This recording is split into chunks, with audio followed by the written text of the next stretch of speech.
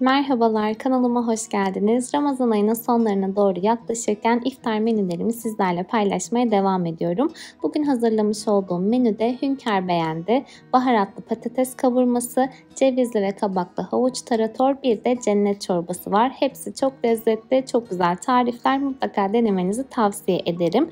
Şimdi yapımına başlayalım. İlk olarak cennet çorbası yapacağız. Tenceremin içerisine biraz sıvı yağ ekliyorum. Daha sonra küçük doğramış olduğum bir tane soğanı ekliyorum. Soğanlar yumuşayana kadar soteliyorum kısık ateşte.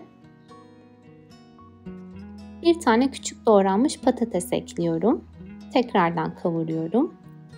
2 yemek kaşığı mısır unu ekliyorum. Bu çorbanın en büyük özelliği içerisinde mısır unu olması.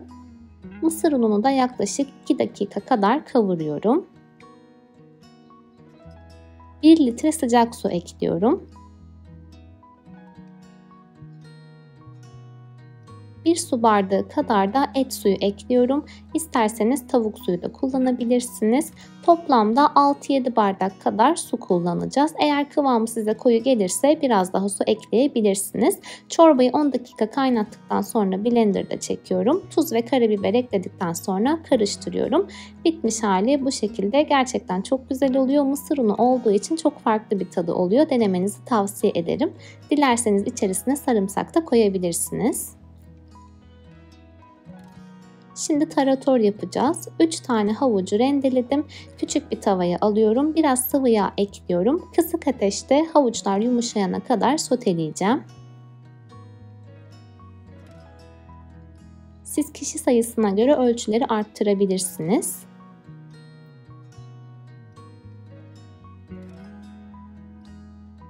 Bir tane de kabağı rendeledim ve suyunu sıktım. Onu da yine birazcık sıvı yağda soteliyorum. Ben kabağı bir tane kullandım ama siz seviyorsanız kabak miktarını arttırabilirsiniz.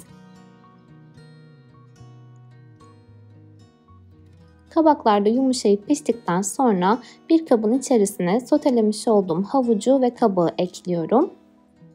Üzerine yaklaşık yarım çay bardağı kadar ince çekilmiş ceviz ekliyorum. Bir kase kadar yoğurt kullandım. İsterseniz süzme yoğurt da kullanabilirsiniz. Bir diş sarımsak ve biraz da tuz ekledikten sonra salatamı karıştırıyorum ve hazır olmuş oluyor. Hem çok pratik hem de çok lezzetli. Kabak ve ceviz çok güzel bir aroma katıyor. Bitmiş hali bu şekilde. Şimdi hünkâr beğendi yapacağız. Düdüklü tenceremin içerisine biraz sıvı yağ alıyorum ve sıvı yağımı kızdırıyorum. Üzerine yaklaşık 600 gram kadar kuşbaşı etimi ekliyorum. 3-4 dakika kadar eti kavuruyorum yüksek ateşte.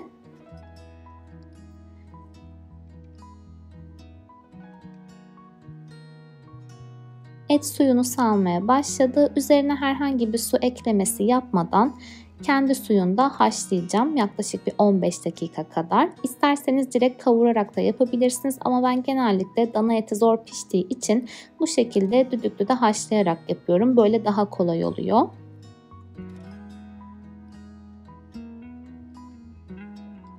Etimi 15 dakika kadar kendi suyumda haşladım. Görmüş olduğunuz gibi suyu hala duruyor ama etler çok güzel pişti, yumuşacık oldu. Şimdi saç tavamın içerisine biraz sıvı yağ ekledim. Bir tane küçük doğramış olduğum soğan, 3 tane küçük doğranmış sivri biber, bir tane de kapya biberi ekliyorum. Sebzeler tamamen yumuşayana kadar soteleyeceğim.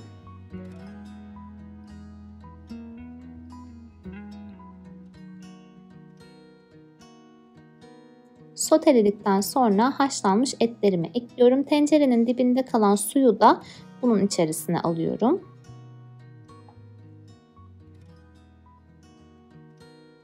Ve karıştırıyorum. Bu tarz sotelerde ben salça kullanmıyorum. Onun yerine kırmızı toz biber ve domates kullanıyorum. Siz isterseniz tabii ki salça da kullanabilirsiniz. Size kalmış.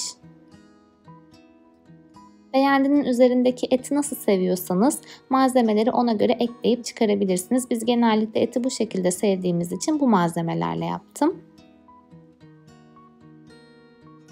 Baharat olarak tuz, karabiber ve biraz kekik kullandım. Herhangi bir su eklemesi yapmadım. Zaten et yumuşak olduğu için eklemedim. Kapağını kapatıp 5 dakikada bu şekilde pişirdim ve etim hazır olmuş oldu. Biraz daha kıvamlı olsun derseniz su ilavesi yapabilirsiniz. Şimdi beğendisi için patlıcanları 200 derece fırında 1 saat kadar közleyeceğim. Közledikten sonra sıcakken buzdolabı poşetine koyacağım ki soğuduktan sonra kabukları rahat soyulsun. Kabuklarını soymuş olduğum patlıcanları da bu şekilde küçük küçük doğruyorum. Tavanın içerisine biraz sıvı yağ ve 1 yemek kaşığı tepeleme tereyağı ekliyorum.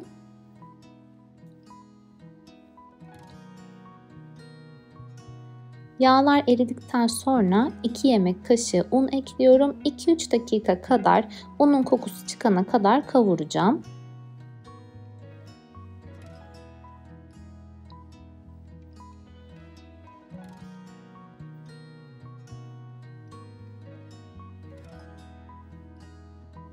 Un kavrulduktan sonra üzerine 2 su bardağı süt ekliyorum. Sürekli karıştırarak kaynayıp koyulaşana kadar pişireceğim.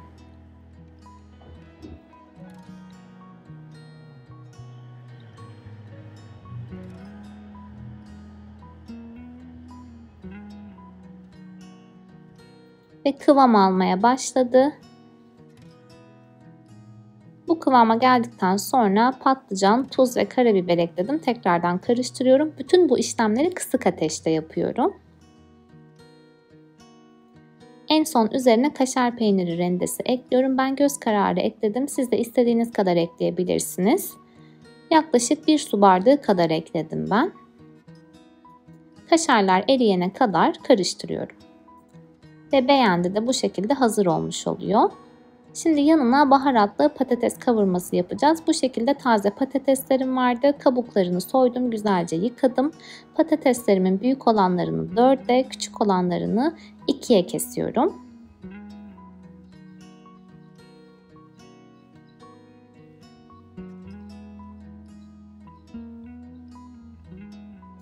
Üzerine tuz ekleyip karıştırıyorum. Tavaya sıvı yağ ekliyorum. Tavanın görmüş olduğunuz gibi tabanını sıvı yağ ile kapladım. Üzerine patatesleri ilave ediyorum. Ve ara ara karıştırarak patateslerin pişmesini sağlıyorum. Burada önemli olan püf nokta kapağını kapatmamak. Eğer tencerenin kapağını kapatırsak haşlama gibi oluyor. Bu şekilde açık olarak pişirirsek çok daha lezzetli oluyor. Patatesler pişene kadar ara ara karıştırarak bu şekilde soteliyorum.